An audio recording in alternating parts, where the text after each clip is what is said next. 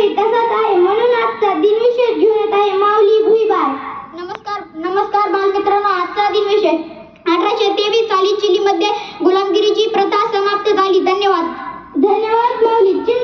चिंता केल्याने व्यक्ती नष्ट होते, तर चिंतन केल्याने मनातील गोंधळ नष्ट होते, म्हणून आजचे चिंतन घेऊन येत आहे अनिकेत भुईबाळ.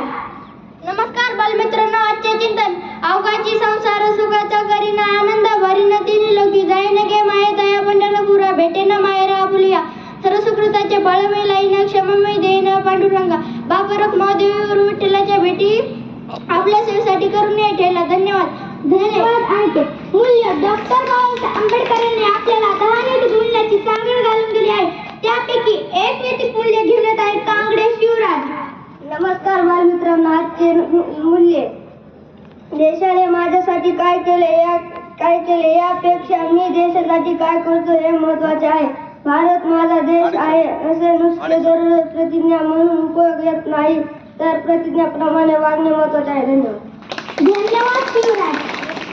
बातम्या. तुम्हाला असा प्रश्न पडत नाही का, बातम्यांना इंग्रजीमध्ये न्यूज असे का म्हणतात? कारण ई म्हणजे ईस्ट, डब्ल्यू म्हणजे वेस्ट, एन म्हणजे नॉर्थ आणि एस म्हणजे साऊथ अशा 4 दिशेला घडलेल्या घडामोडीला न्यूज असे म्हणतात. म्हणून आजचे बातमीपत्र घेऊन येत आहे रोशनी धुरंधरे. गेवराई तालुक्यात सोमपूरकडे पाऊस, शेतकरी सुखावला. धन्यवाद रोशनी.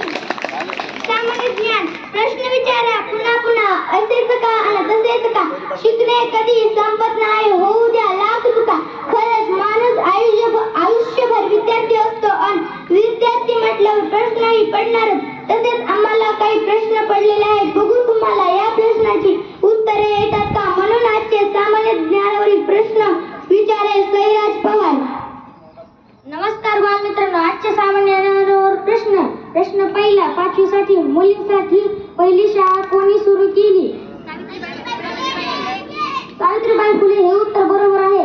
प्रश्न दुसरा 6वी साठी शिका व संघटित व्हा आणि संघर्ष करा ही घोषणा कोणी दिली?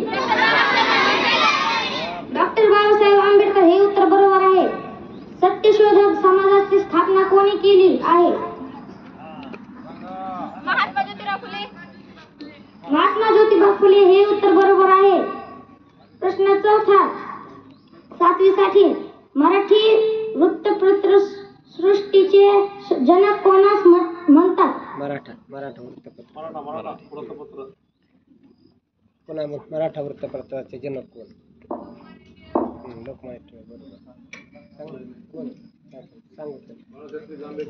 बाळशास्त्री जांभेकर. हे उत्तर बरोबर आहे. प्रश्न 5वा 8वी साठी जगात सर्वात आधी परमाणु हमला झालेला नगर कोणते?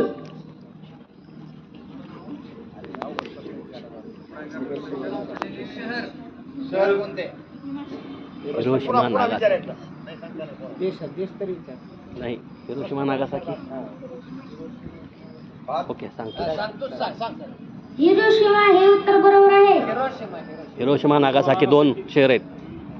प्रश्न 6वा 10वी साठी उत्तम लक्षण या कवितेचे कवी कोण? उत्तम लक्षण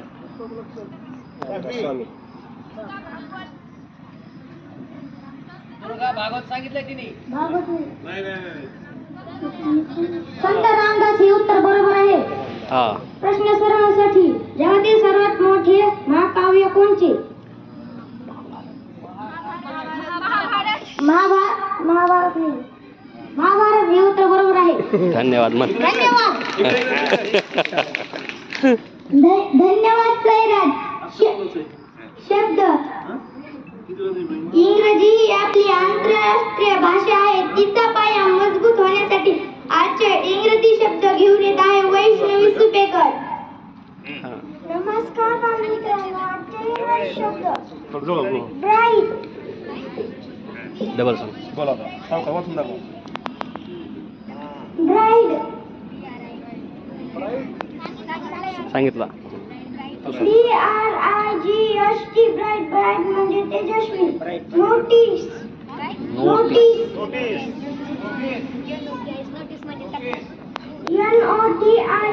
नोटीस. नोटीस म्हणजे सूचना. फन फन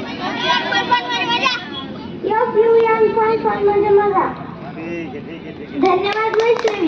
बोध कथा सर्व काही मनासारखं होत नाही, पण मनासारखं झालेलं विसरू नका. अशा या जीवनात वेळोवेळी कठीण प्रसंग येणारच, पण कठीण प्रसंगी योग्य बोध घेऊन यशाचे शिखर गाठायचे आहे. म्हणून आजची बोध देणारी बोध कथा घेऊन येत आहे सार्थक सावंत. नमस्कार बालमित्रांनो, आजची बोध कथा. आपल्या बोध कथेचे नाव आहे माझ्या बोध कथेचे नाव आहे दोन बेंडूक. एका तलावात दोन बेंडूक राहत होते. त्या तलावातले एका वर्षी पाणी आटून गेले. तर ते दोन बेंडूक ते पाण्याच्या शोधात बाहेर पडले.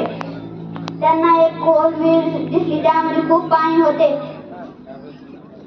त्यातला एक बेंडूक म्हणला, नाही का, आपण ह्या विहिरीमध्ये उड्या टाकू. दुसरा बेंडूक म्हणाला, नाही, आपण ह्याच्यामध्ये उड्या टाकल्या आणि ह्याच्यामधले पण पाणी आटून गेले तर आपल्याला वर येता येणार नाही. तात्पर्य कोणतीही गोष्ट पूर्ण विचारून केली पाहिजे. धन्यवाद.